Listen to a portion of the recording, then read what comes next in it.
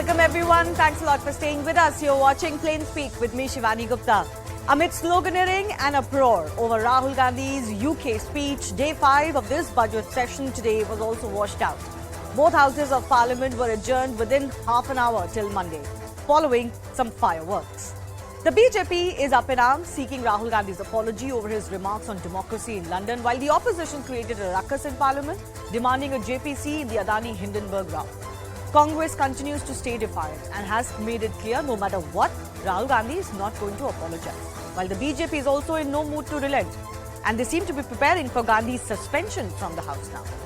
Leaders of several opposition parties, in fact, staged a dharna at Gandhi's statue in Parliament over the Adani issue and raised slogans against the government. Sonia Gandhi, Mallikarjun Kharge, Rahul Gandhi also joined in. But even as the BJP pushes a privilege motion against Rahul Gandhi, the stakes were raised by Congress by filing a counter motion of sorts against none other than the Prime Minister for, quote, insulting the Gandhis. Is this battle getting uglier?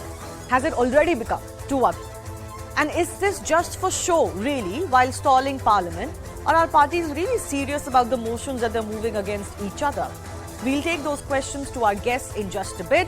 So the Congress has upped the ante against the government, and the BJP Congress MP KC Venugopal moving a privilege motion against the PM for alleged derogatory remarks against Congress leaders Sonia Gandhi and Rahul Gandhi. Remember, this is over the Prime Minister's dig at the Gandhi family, asking why they don't use Nehru surname. So Congress's Venugopal in his motion has claimed that the Prime Minister made derogatory remarks against Sonia and Rahul, that he knows that the surname of the father is not taken by the daughter, and his tone and tenor of the remark was insinuating. They have claimed this is a breach of privilege and a contempt of House. Remember, this is coming after BJP has not only been demanding an apology by Rahul Gandhi, but also his termination from Lok Sabha over his speech on Prime Minister Modi during a discussion on the motion of thanks for the President's address, which was on the Adani Hindenburg row. BJP MP Nishikant Dubey had moved a privilege motion against Rahul Gandhi, accusing him of being a habitual offender. He said in his motion that Rahul Gandhi made misleading, derogatory and unparliamentary remarks against the PM. The Jharkhand MP presented his case, saying an MP may make a comment on a fellow parliamentarian only with prior notice and not without the Speaker's approval. Dubey said casting doubt on the Prime Minister's actions undermines democracy itself, and he said that Rahul Gandhi's speech is still available on the latter's Twitter and YouTube handles despite being expunged by the Speaker, which is an undermining of the Speaker's authority and discretion. As far as statements from Rahul Gandhi go, even as he launched a counter-attack on the government yesterday, saying he should be allowed to respond in Parliament, there was another faux pas of sorts that became an embarrassment for the party. That's when Rahul Gandhi said, unfortunately, I am an MP, and had to be cautioned by the Congress media cell head, Jairam Ramesh, to measure his words. Unfortunately, I'm a member of Parliament. Unfortunately, I'm a member of Parliament. You can make a joke saying this. Unfortunately for you.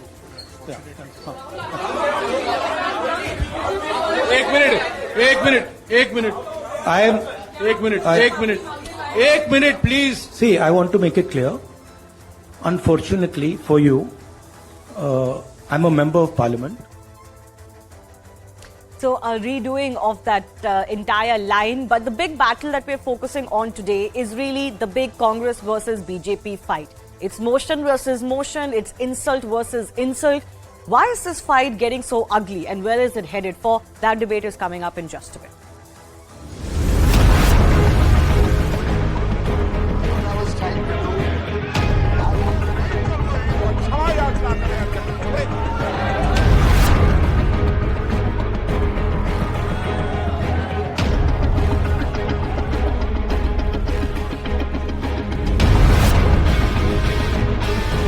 Rahul Gandhi, आपको देश के खिलाफ इस पाप के लिए देश की जनता से माफी मांगनी ही होगी।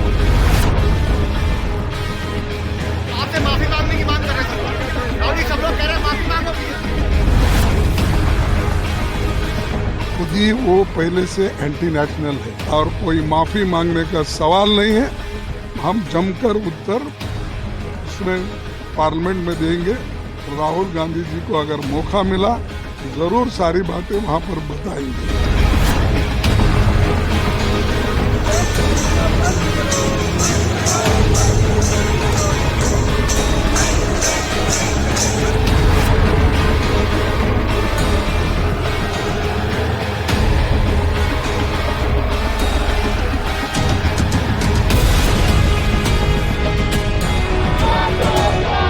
राहुल गांधी का बयान देश का प्राण है।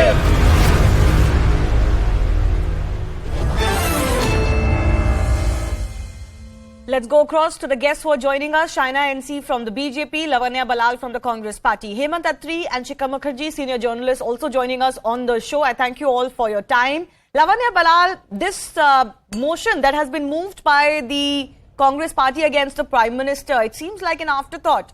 Are you doing this as a tit for tat? Absolutely not. I think it was a very necessary step. I mean, for far too many times, Prime Minister Modi has made quite a few derogatory comments about Sonia Ji, be it Jarsika or Congress ki Vidwa and Bachada and all of that stuff. He's made it multiple times. Somewhere one needs to put a stop to it because it brings, it brings the dignity of the PM's office down. So it was very essential to take this action. The reason I asked you the question that this seems like a belated action is because you've only done it now, even though these comments were made in the previous session of the budget session. But let me bring in China NC here. This is what the Congress's central message is. They can do what you can do too. It's not like insults have come only from one side. Even as you try to corner Rahul Gandhi over what he has said on Indian democracy, not even in Parliament but outside, although I know you have moved a motion against him over his remarks against the PM, which have already been expunged. But it's not like insults are coming from only one side, China NC. Look, Mr. Rahul Gandhi has not just made derogatory comments about the Prime Minister, but about India's democracy. If you go back in time, what he said overseas, where he defamed India, defamed the process of a vibrant democracy, defamed the agencies that work independently, defamed women's security by suggesting that we are some backward, remote country that does not respect women. All of these are factually untrue. Then cut to coming to Parliament. I want to ask two questions. If he has serious questions to ask, please by all means as a member of Parliament raise it on the floor of the House. But just by doing theatrics, photo optics, sensational commentary, you don't achieve any purpose. And if you're going to be a habitual offender where you constantly make all these kinds of sensational commentary, then people of India are going to laugh at you, sir. I want to say that what is the choice today for the Congress party? It has no vision plan, it has no leadership, so it's only resorting to theatrics and optics. But And you the didn't answer my Bharatiya Janata question. Party, on the other hand, has the most charismatic Prime Minister. China, you didn't answer my question about insults. Insults have come from both sides. If you take umbrage over what Rahul Gandhi says, Insults? over Prime Minister inside I want to Parliament, ask you a simple what about what question. BJP leaders say, including the PM? You're talking about insults.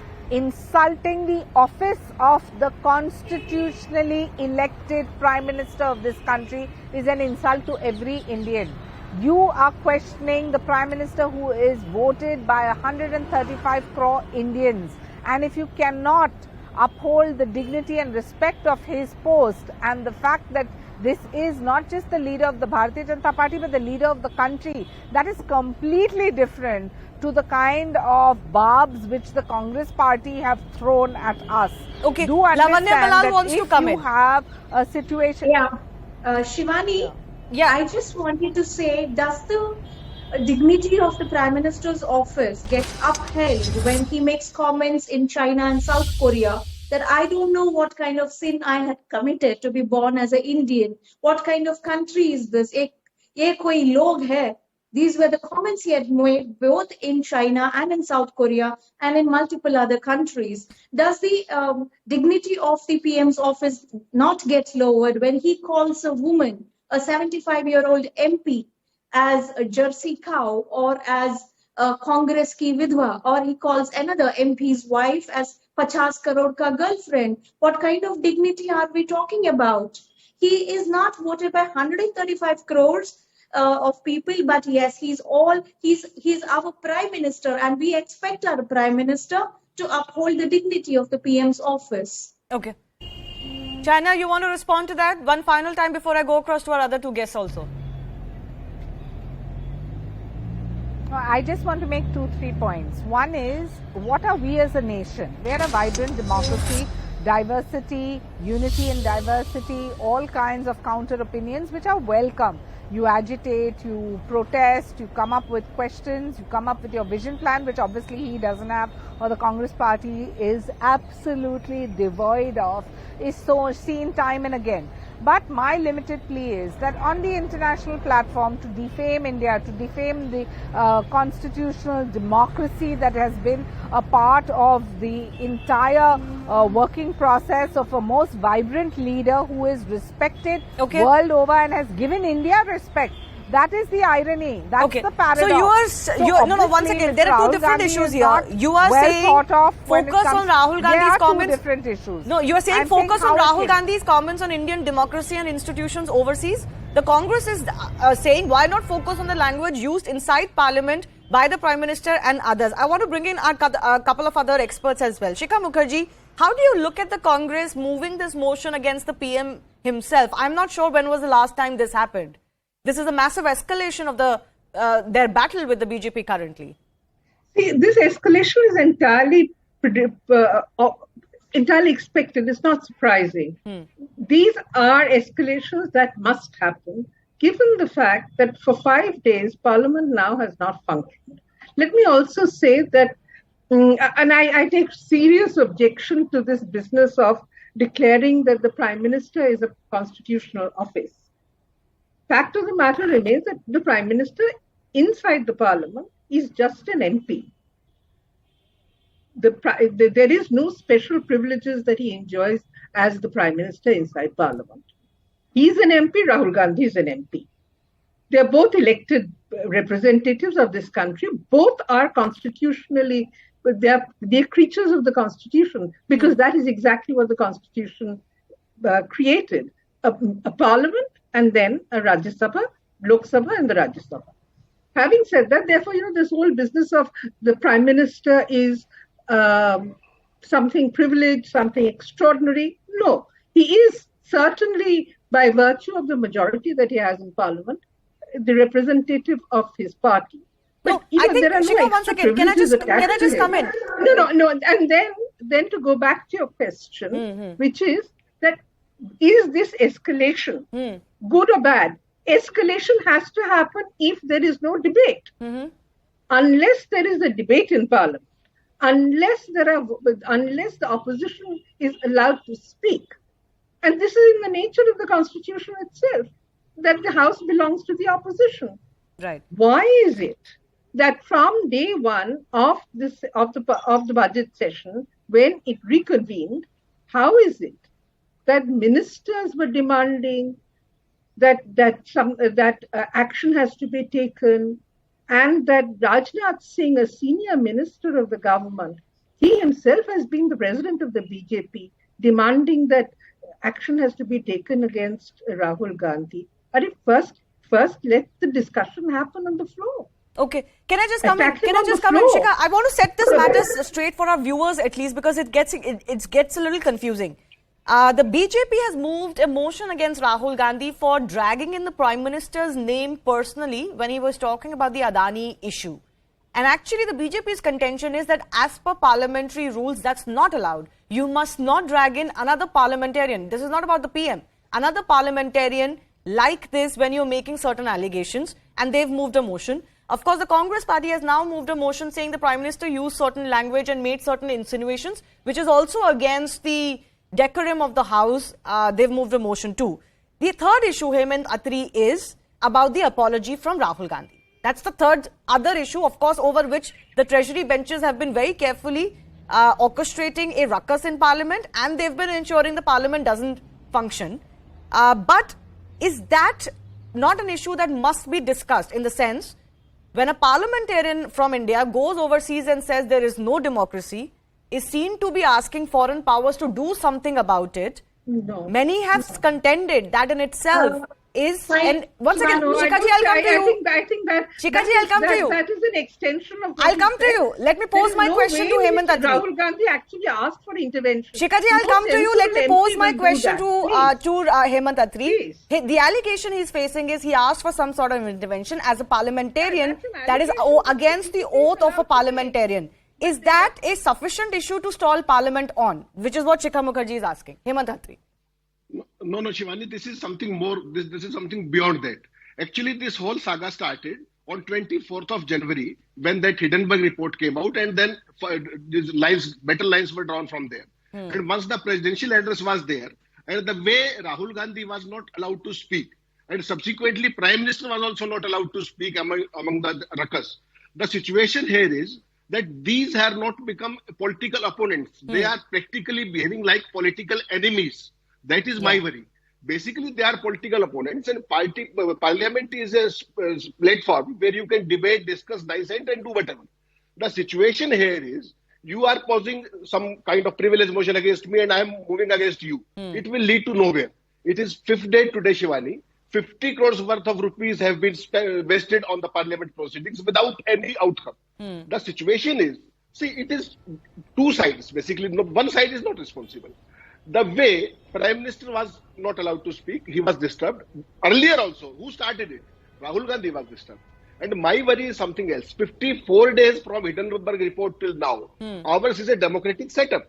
Has the government spoken a single word? Single word I am asking, which is the single biggest scam in the independent country. What kind of democracy are we talking of? This is very unfortunate. Okay, Shivani. let China Situation is- respond to that. Why are you not openly debating this issue, fielding questions on this issue, and not allowing parliamentarians to speak on this issue?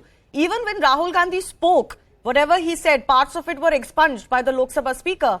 You can have a debate outside of Parliament too. You can respond to his questions. None of his questions were actually directly responded to. Why not? At the outset, let me say that, 5 days of Parliament being washed out is an absolute apology to the taxpayers who want a vibrant democracy to coexist with the dispensation and the opposition, both being constructive and productive. But if the Congress party thinks they can come and insult our Prime Minister and get away scot-free, that is not happening.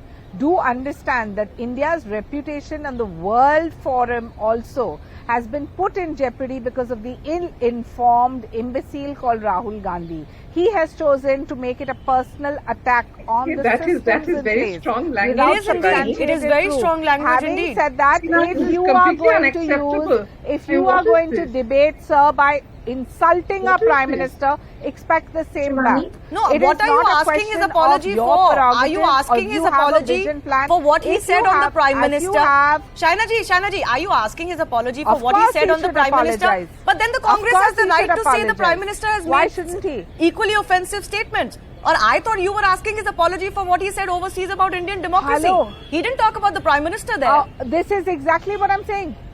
He talked about the institutions. He said it's a dictatorship. Who is he directing that to? Shivani, He has if I said may it's a respond. dictatorship. Who is he directing that to? He has said this is not a democracy and all other world democracies should be worried about what's happening in India. Does this not warrant an apology? I question. Shivani, Does Lavanya this not wants to warrant respond. an apology when Shivani, you're defaming may your I- own may I- country? Yes, on the Shikhaji, I'm international coming to you. platform? Shikhaji, And I'm you coming to you. believe Let that you can Lavanya carry on respond. and speak what One you at want a time, to speak in please. One at a Parliament time. Lavanya, and please. just Lavanya. May I constantly make make an sure it's a observation, washout? Shivani? Yes, Shikhaji, I'm coming to you. Lavanya, please respond. Yeah, Shivani, I want to make it very clear. It is malinformation being spoken by China NC. Rahul Gandhi has clearly said in England that he does not want any outsiders to interfere with Indian democracy. There was a question asked and he's answered it. It is on video. The BJP is misinforming the nation with malified intentions. Having said that, Shaina ji does not answer the question of why they are not allowing a JPC to happen. If they agree for a JPC, the proceedings can of the parliament can proceed. Why are they stopping that? On what rights are they switching off the mics of the MPs and the mics of the, the TV relay that is happening when the session is going on. Isn't that a threat to democracy? That you're muting the mics of opposition leaders, you're muting the TV channels when the proceedings are being Can called. I come in? Two things. Before I let everyone respond. Two things. One, Rahul Gandhi eventually said, no, I don't want any foreign intervention. This is an internal matter. We will deal with it. But that was an afterthought. Let's not hide the fact that he said that separately in a later interview. Secondly, as far as mics and all are concerned, is it also not the responsibility of the opposition to not do continuous ruckus and sloganing while there is debate happening? You wanted the PM to speak. When the PM was speaking, you were doing constant sloganeering. Shivani, not allowing an elected MP to speak itself is a threat to democracy. Like who? Please, Rahul Gandhi spoke. Who wasn't allowed? Rahul Gandhi spoke on the Adani issue. No, let me make it very clear. Why do they even think of switching off the mics? How many but the times speaker has said the mics were not switched off. Who do I go by? The speaker officially has said the mics were not switched off. Shivani, when you say Rahul Gandhi said we do not want outside interference as an afterthought, it is very incorrect. He never in the first place said... Yes, you could argue that. You could argue that he never asked for foreign intervention in the first place. I give you that, you could argue that, but his statements have not been taken very well, not just by political opponents, but even others have questioned it. But Shikha ji wanted to come in, then Hemant Attri. Shikha. Yeah, very quickly, I want to make the following points. Number one is that when the leader of the ruling party, meaning JP Nadda, says that Rahul Gandhi is an anti-national, does he realize that the whole world is looking and watching and observing his comments? Is it appropriate for the leader who is not a member of the House of Parliament, who is only the leader of a party, to declare that someone is an anti-national? Is it all right for BJP to demand, as some of them have, that this kind of person should be thrown out of the country? Do they realize that this is a world where everybody is watching and everybody is listening to everybody else? Okay. Secondly, if order has to be maintained in the House, then you absolutely do not create a list of unparliamentary words that actually throttle and gag an opposition from saying anything. And that is what the Lok Sabha Speaker has done. Okay. There is this huge list which he has created. It's a joke. Therefore, if anyone were to draw the conclusion that democracy in India is endangered, then they would be perfectly well within their rights. Okay. Not only I want to take forward the point you made, Shikha ji, about these battle lines. The other thing is that, if a BJP spokesman uses words like imbecile against a senior leader of a party, then I think it actually speaks of the culture of the party. China NC, you want to respond to that? I have limited time. I have limited time. Please respond to that. Hemant Attri, I'm coming to you for a final response.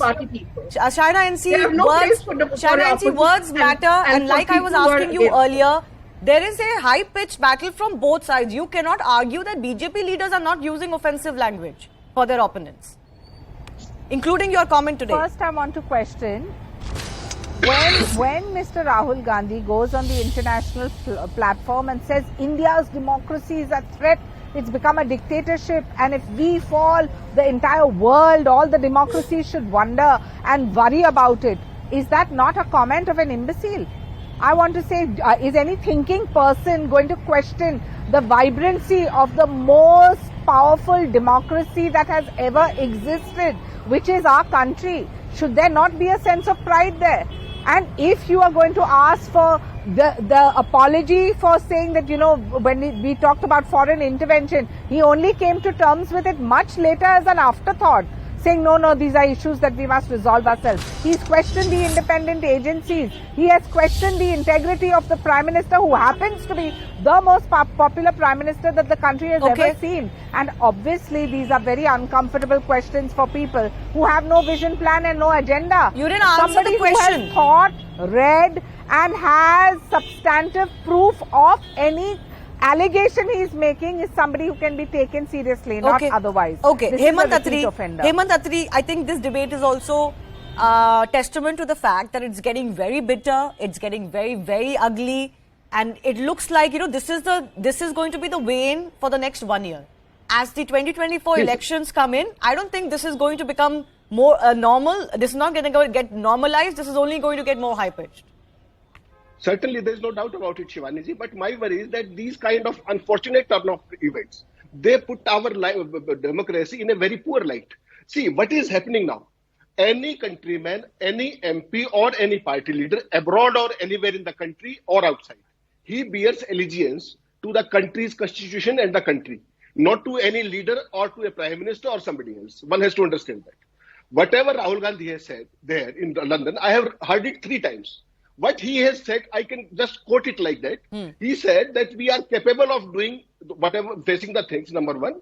And he has only alerted the European powers or America that there will be an impact on you if Indian democracy fails. And bear with me for a minute. These things, any opposition party leader going abroad, will he, once he is in a position, have you ever seen Atal Bihari Vajpayee or Advani ji or for that matter any political leader who doesn't speak against the ruling government because they are in a position? But overseas, Hemant Attri. No, Yes, overseas, Shivani. Vajpayee ji has been speaking, Advani ji has been speaking, everybody has been speaking. And there is nothing new that Rahul Gandhi has said. The problem with BJP is they want to take this away somewhere else. The issue is that BJP don't have any reply till date in 54 days, a single word on Adani issue. Okay. So this whole Rahul apology issue is basically to circumvent the Adani issue.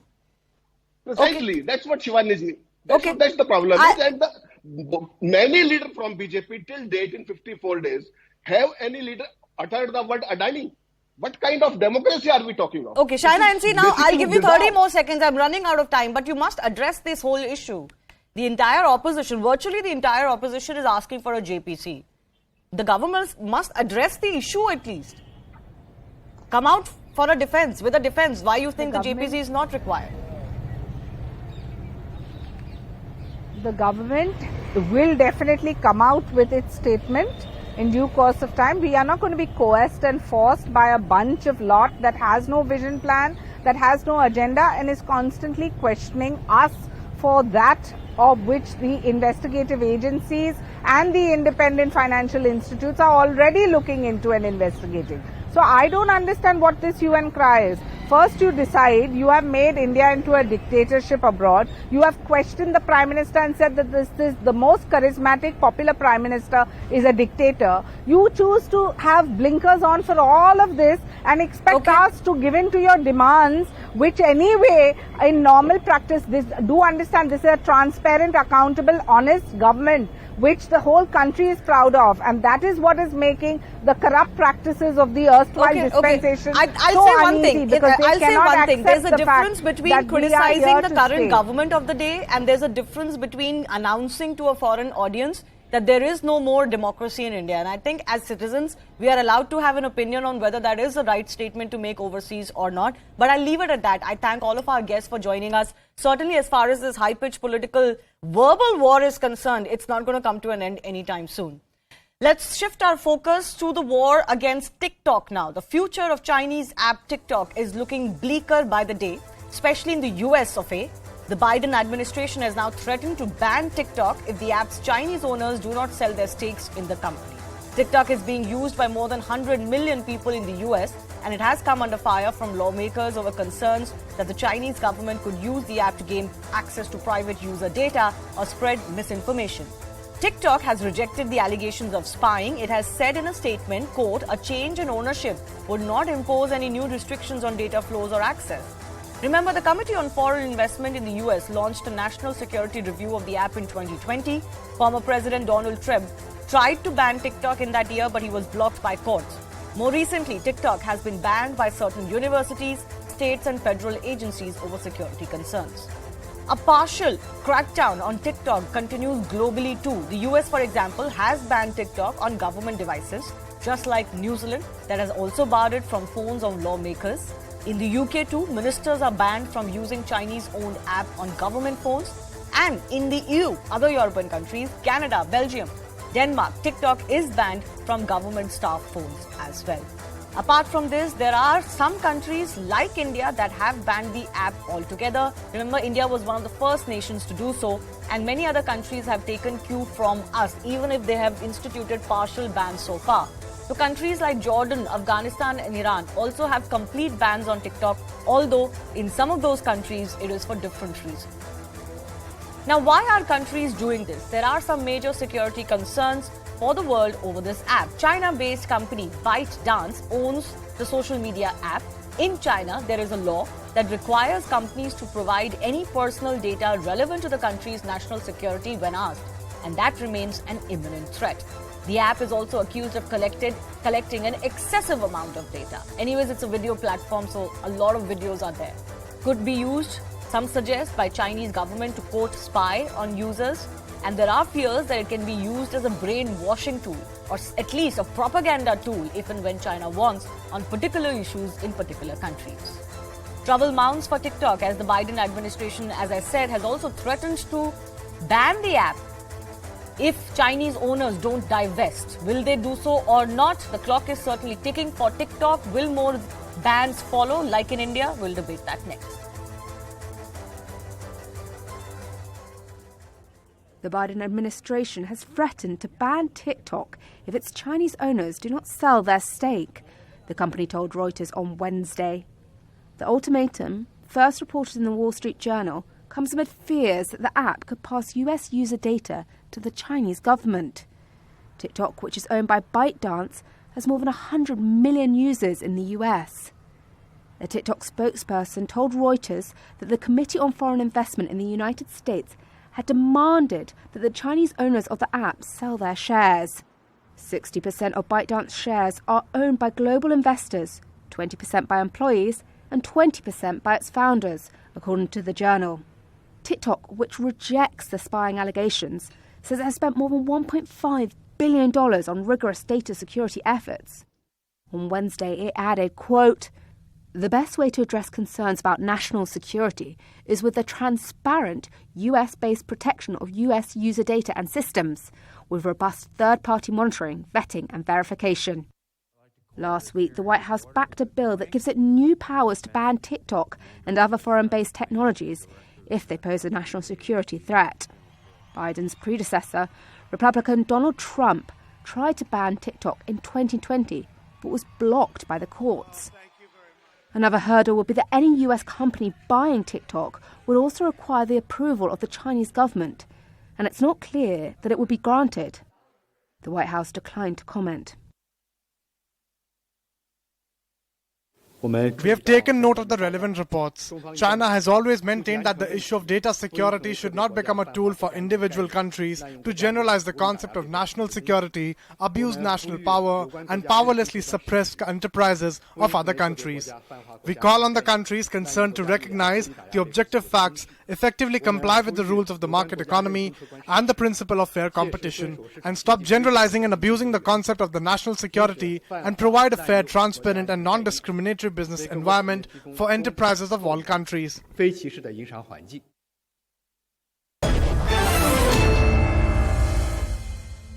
Let's go across to Jiten Jain, cyber expert, joining us. Jiten, how do you look at this demand that the US is making of TikTok, that you must be divested of your Chinese investors?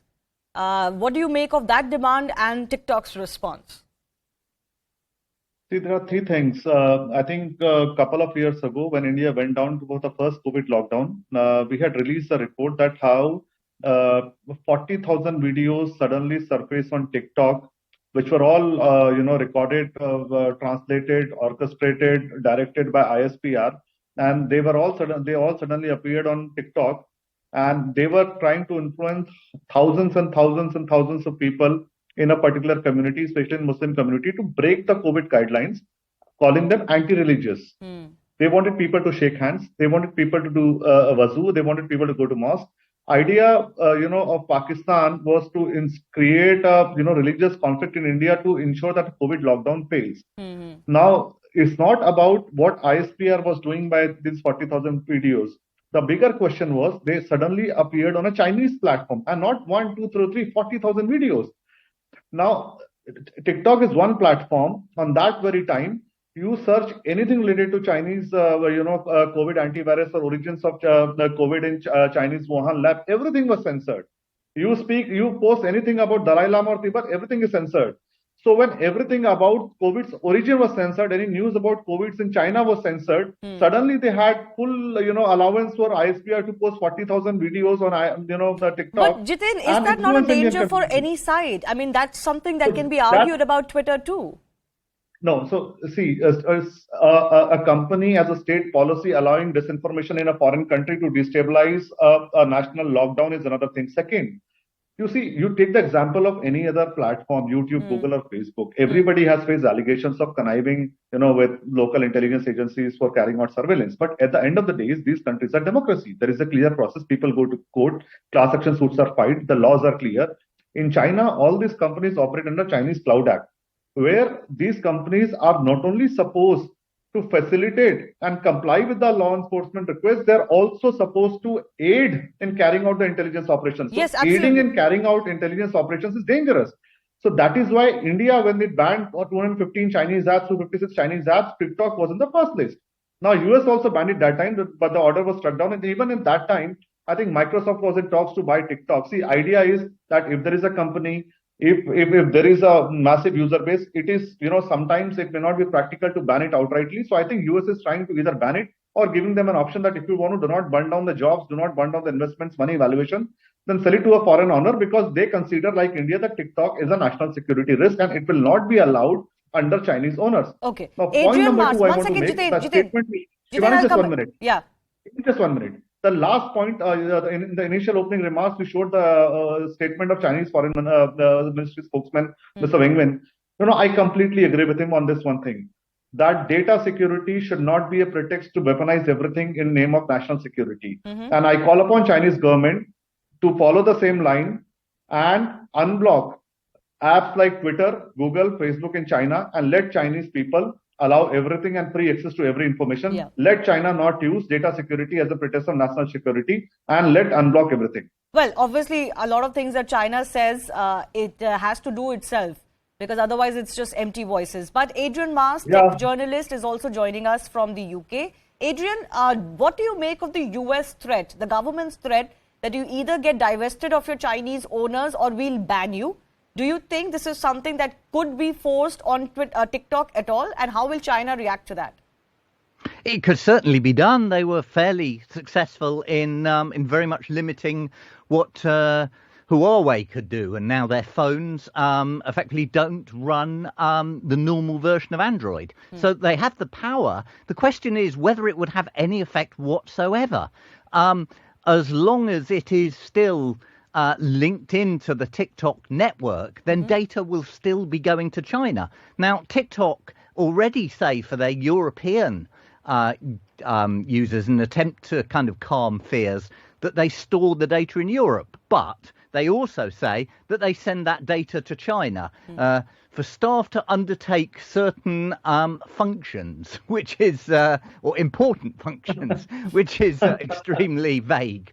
So it doesn't really matter who owns it. It's who has control of where the data goes.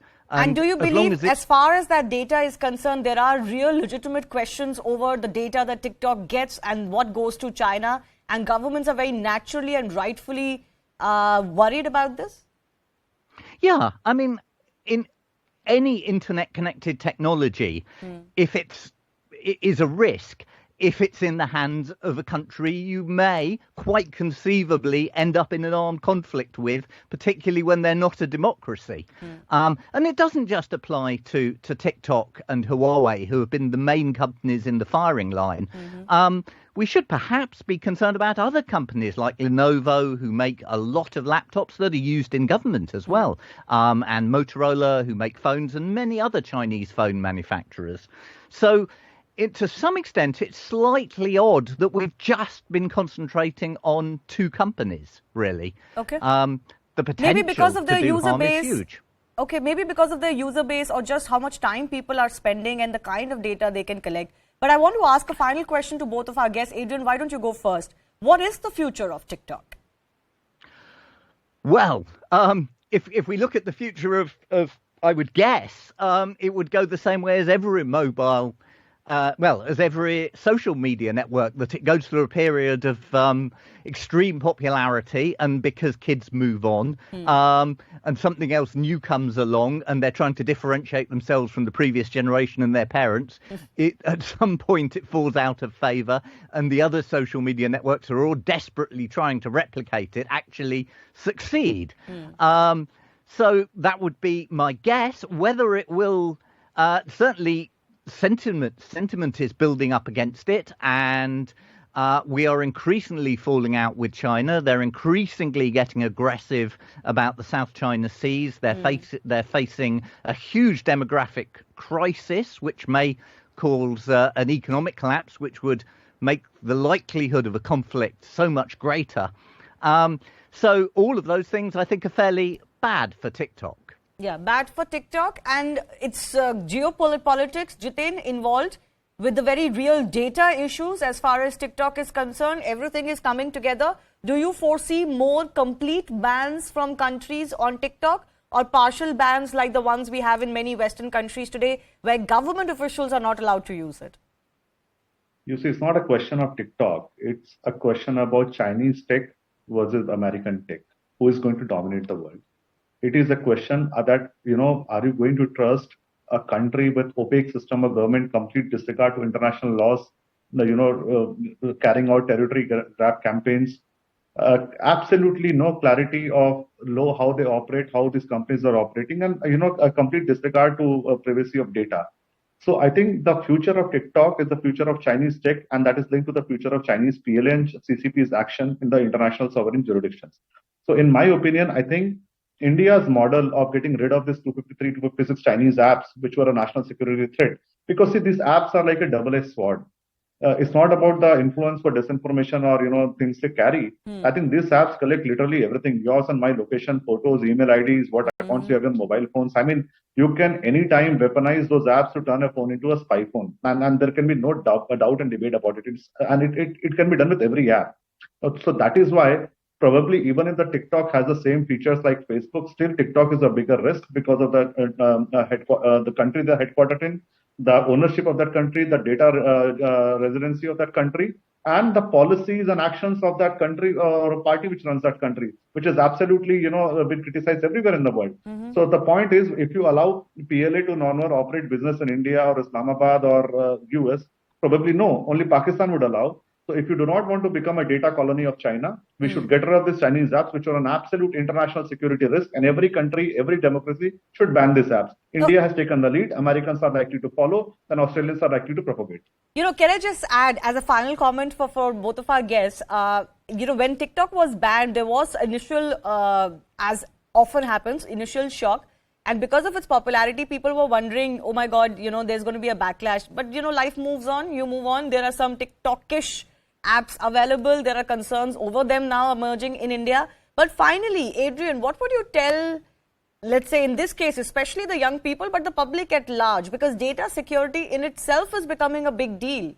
We are on our phones. There is no way to avoid it. There are permissions we have to give. There is no way to avoid it. To get productivity out of these... to get productivity out of most of these apps, you have to allow permissions. What do? Either you then don't use them fully.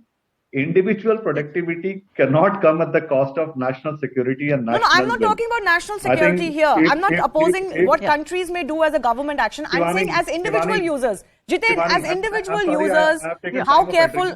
One second. Jitin, Adrian, as individual users, what would you suggest to people? Because data security is something that is a problem today, and we all want some levels of privacy maintained. It's absolutely vital people educate themselves. People pay huge amounts of attention to securing their physical security and locking their door, and usually very little attention to securing their phone and their computers. So you've got to absolutely know whose software you're installing, both on your computer and your phone. You've got to know who they are. You've got to know whether you trust them, because you're effectively giving those people access to everything. You've got to understand the permissions they ask for. On a PC, they don't generally ask for, and on a Mac, to a lesser extent, they don't ask for permission to access each class of data. So when you put something on a computer, or certainly on a PC, it can access your files, your microphone, your camera, all of those things with very little, and even if it does ask permission, it may maliciously get round that permission. So you've got to understand who they are, just like you've got to understand who the stranger is that you're letting into your house. Yeah, I think it's about choosing the lesser evil. Ultimately, who you're choosing to give your data. As Jiten is saying that, you'd rather, the thing about TikTok is the trust value is less because of where it's headquartered and who it's owned by. Yes, Jiten, your final thoughts on this. We've been talking about how, for example, our apps are listening to us at all times, right? And that's a reality. You talk about something, the next day or the next minute you get ads for related items on your phone. So one of the big things you can do is close the microphone permission for a lot of these apps. So I'm just throwing it out there. But yes, Jiten, private security has become it's become a dream now. It just cannot happen. Shivani, these apps take every permission. It's completely their discretion what permissions they want to use and at what time they want to use, at what frequency. So these apps are like a beautiful mirror. It is one of the most beautiful things when it is in one shape, but once it is broken, it is the most dangerous weapon in the world.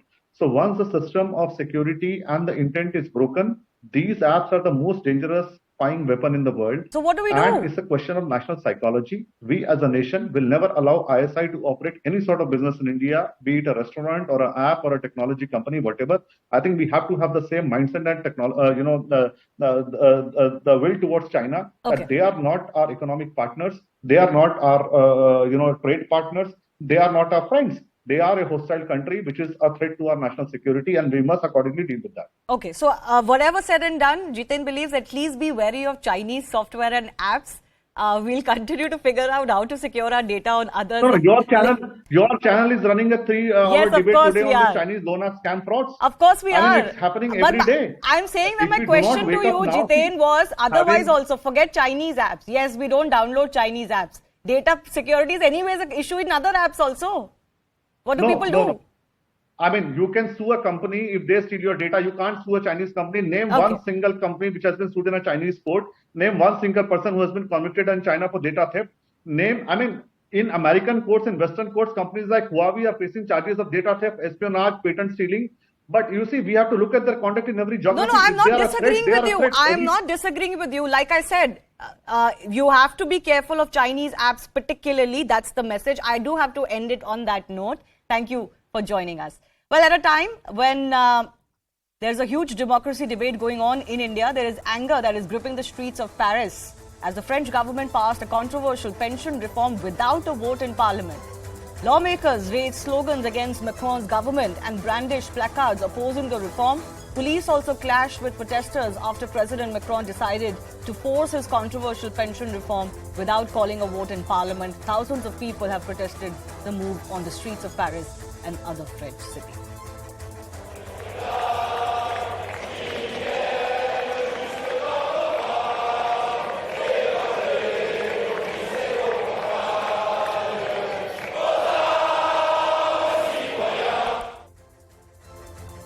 Time for a very short break. On the other side, a special conversation with Venkatesh Prasad, who breaks his silence for the first time on the entire KL Rahul Rao on Twitter. Stay tuned for more on that.